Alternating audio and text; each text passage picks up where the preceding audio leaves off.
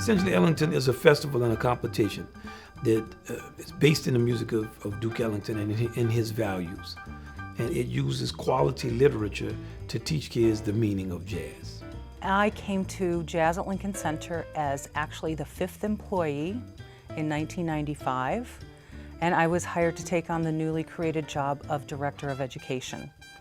And a big part of that was the creation of some kind of program that included a competition for high school bands playing Duke Ellington's music. And the thinking was, what if we had our best music made available to our students so we could get the nourishment of that music? Essentially, Ellington was really about providing high-quality jazz music in their original arrangements to high school jazz bands. Duke Ellington's music wasn't available. So I graduated from conservatory in 1987, major conservatory, with a master's degree in trumpet. And I've been in jazz bands since I was 11 years old. I had not played one note of Duke Ellington's music. Yeah, I never played a Duke Ellington piece when I was in high school. It's like being a violinist and not playing Mozart, Beethoven, and Haydn combined. I didn't even know whether the music was written. I was so unsophisticated about his music and his place in our history. And my father's a jazz musician who loved Duke Ellington. And I'm from New Orleans.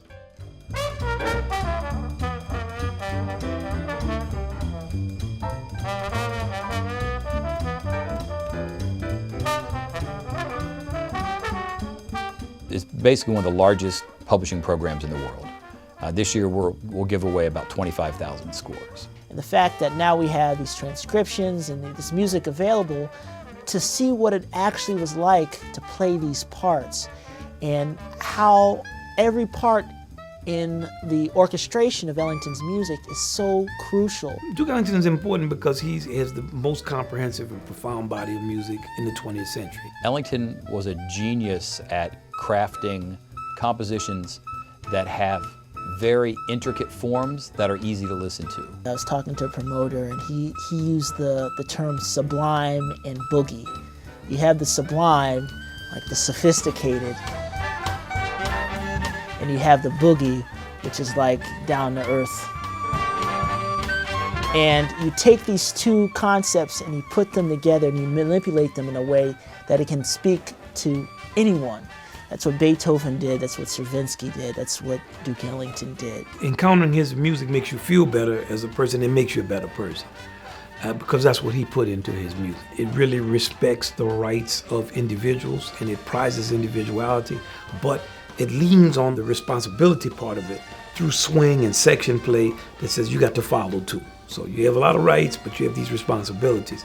Duke was able to negotiate and find a really good balance between those two poles. Towards the end of January, schools around the country do recordings. They have to play 3 of our selections. So they send in their recordings for the competition. We distribute those recordings to a panel of expert judges. They come back with their initial results and we whittle it down. And then we have a screening day here in New York where the judges come together and they listen to all the recordings and they pick the finalists. One of my favorite parts of Essentially Ellington was the day that the finalists were announced. This year, your academy's going to Essentially Ellington.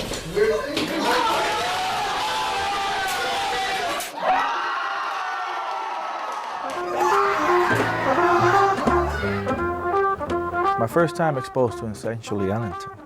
I think it was 95, high school. Even when I first met Carlos, he was maybe 14 or 15, he could always play. I was sitting in my piano, he said, put your bass out, man, let me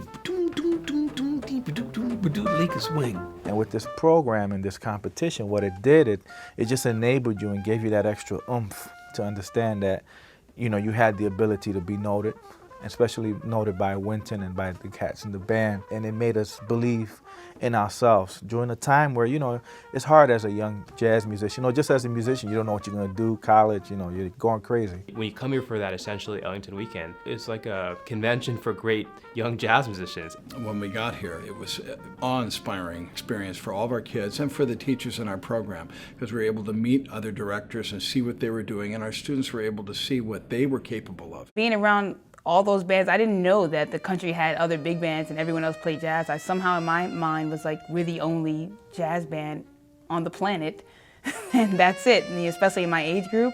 So to come together and see all these kids that are the same age as me, and they just all knew music and they were just ready to compete. Like, that was the thing. Everyone was just ready to go for it. The 15 bands come here. They're given ratings by our judging panel, and then the judging panel picks the top 3 winners. The judges, we hold each other in check. We go to the tape. We take the judging very, very seriously because we know how much time has been put into. But sometimes it gets heated and the judges, we've had a couple of times the judges wanted to come to blows. The ability of these kids, man, the way they come in, every year they step up their bar, man. Some of these kids are not gonna end up being professional musicians. They say it, but they just love it. And, you know, and it takes it to another level, you know? Doesn't matter whether you become a jazz musician or not, this music will touch you and the ability to improvise will work in whatever field.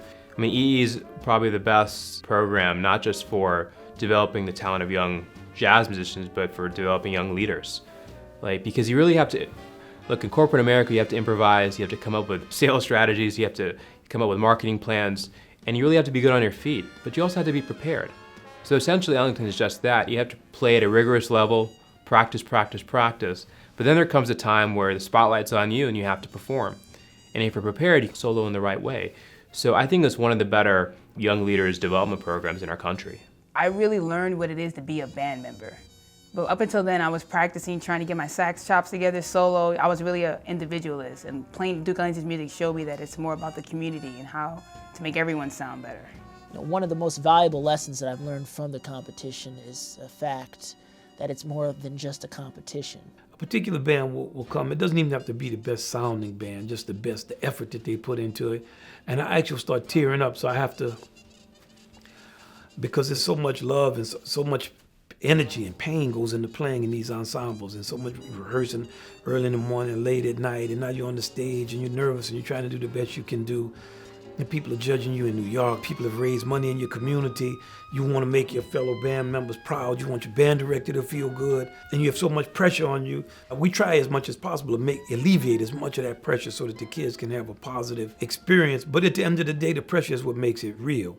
And this is a celebration of just an incredible level of achievement performance for a group of young people. And I think it's important, especially in this day and age, that people see that. Whenever you start something new, you don't really know how it's going to turn out.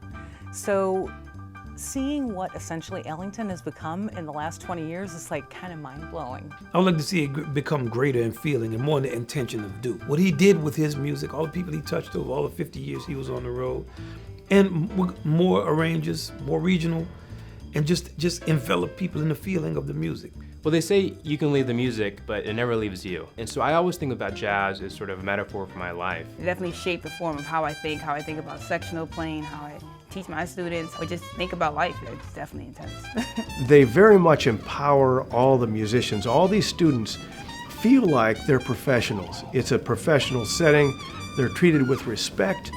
They respond to that in a way that's at the highest level, musically and personally.